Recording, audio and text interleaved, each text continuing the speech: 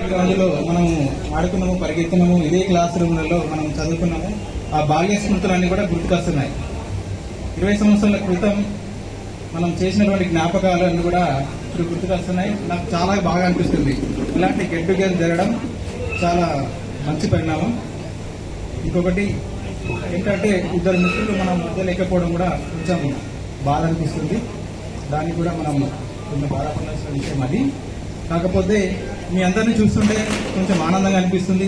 20 years తర్వాత ఇక్కడ లోకల్లో ఉన్నప్పటికీ కూడా కొన్ని అందరూ ఉన్నత విద్య కొరకు హైదరాబాద్, హన్మకొండ అటు సైడ్ వెళ్ళి బాగా చదువుకొని మంచి పొజిషన్లో ఉన్నారు అందరూ కూడా.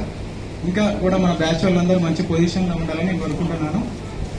మన గౌరవనీయులు, పూజ్యులు, దైవ సమానులైనటువంటి పెద్ద సార్ గారు, పెద్ద మేడం సదా వారు స్మరణీయులు మనకు ఎప్పుడు. కానీ ఆయన చెప్పిన కొటేషన్ ఒకటి నాకు ఇప్పటికీ గుర్తుండదు.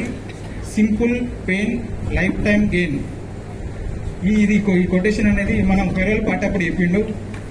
అది ఇప్పటికీ నాకు గుర్తుంటుంది. ఇంకొకటి సార్ ఏంటంటే సార్ యొక్క జీవిత అనుభవాలను ఎవరితో పంచుకున్నాడు లేదు కానీ మాతో పంచుకున్నాడు. అది నేను అదృష్టంగా భావిస్తా. అది 12 years బ్యాక్ సాధన జూనియర్ కాలేజీలో వారి జీవిత అనుభవాలు అంటే మాకు చెప్పడం జరిగింది. ఎన్నో కష్టాల కోర్చి ఒక మారుమూల విలాసాగర్ అనే గ్రామంలో పుట్టినప్పటికీ అంచెలంచెలుగా ఎదిగి ఆదర్శ అనేటువంటి ఒక మహావృక్షాన్ని చిన్న వృక్షంగా పెడితే అది ఇప్పుడు పెరిగి పెద్దదై మహావృక్షమై ఎంతో మందికి ఫలాలను కాయలను ఇస్తుంది.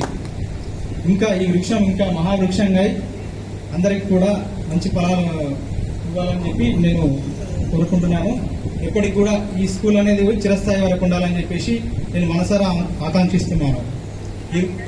మరియు మన జిల్లాలో ఇప్పుడు నేను భూపాలపల్లి పోలీస్ స్టేషన్ నందు రైటర్గా పనిచేస్తున్నాను. అక్కడ చూస్తే ఏ మూలకి వెళ్ళినా కూడా ఎవరో ఒకరు ఆదర్శ స్కూల్ స్టూడెంట్. నేను స్టేటస్ పెడితే గొర్రెలవిడి విలేజ్ పోతే అన్న మీరు ఆదర్శ స్కూలా, నేను కూడా అక్కడ చదివినా.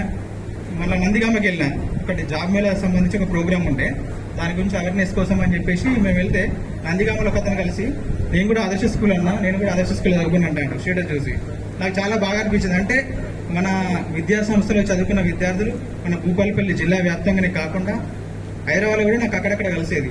ఇట్లా ఇంకా చాలా మంది ఇంకా ఈ సంస్థ నుండి ఇంకా ఉన్నత ఉద్యోగాల్లో ఇంకా మంచి మంచి వాటిల్లో సెటిల్ అవ్వాలి. ఈ స్కూల్ అందరికీ కూడా ఇంకా మున్ముందు ఇంకా అందరికీ కూడా మంచి జీవితాన్ని ఇవ్వాలని నేను కోరుకుంటున్నాను. సార్ గారికి నమస్కారం తెలియజేసుకుంటున్నాను. ఇంకా మంచి విద్యను అందించి అందరినీ కూడా మంచి భావి భారత పౌరులుగా, ఇప్పుడు ఓన్లీ మన దగ్గర ఇప్పుడు ఎస్ఐలు, కానిస్టేబుల్ మాత్రమే ఉన్నారు. నెక్స్ట్ కూడా ఐఏఎస్, ఐపీఎస్ అలాంటి వాళ్ళని కూడా తయారు చేయాలని చెప్పేసి నేను కోరుకుంటున్నాను. అలా ఆ దిశ కూడా మీరు శిక్షణ ఇచ్చేటట్టు చేయాలి సార్. మీరు మా గురువులు చెప్పినటువంటి పాఠాలు కానీ వాళ్ళ మోరల్ వాల్యూస్ కానీ అవి ఎంతో ఉపయోగపడ్డాయి. నేను బయటికి 10th అయిన తర్వాత అసలు నేను చదవనా అన్న కన్ఫ్యూజన్ ఉండే, అంటే అటువంటి సిచ్యువేషన్ ఉండే ఇంట్లో కూడా. కాకపోతే ఏమైందంటే తర్వాత నెక్స్ట్ బయటికి వెళ్ళడము, పార్ట్ టైం చేసుకొని చదువుకోవడము, అలా కష్టపడి మీరు ఈ స్టేజ్లో ఉన్నా. దానికి కారణం ఎవరంటే మన గురువులు నేర్పినటువంటి మోరల్ వాల్యూస్, వాళ్ళు చెప్పిన విద్య, అవన్నీ కూడా మన జీవితంలో ఎంతగానో ఉపయోగపడ్డాయి. మన వేణు సార్ చెప్పినటువంటి ఇప్పటికీ గుర్తుంది నాకు గౌతమ్ పుత్ర శాతకర్ని. అక్కడ పాత రూమ్లో అక్కడ ఉన్నప్పుడు సార్ చెప్పిన పాఠాలు ఇప్పటికీ నాకు ఫిక్స్ అయిపోయింది మైండ్లో.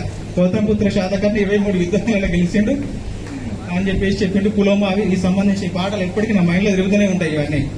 మరియు మన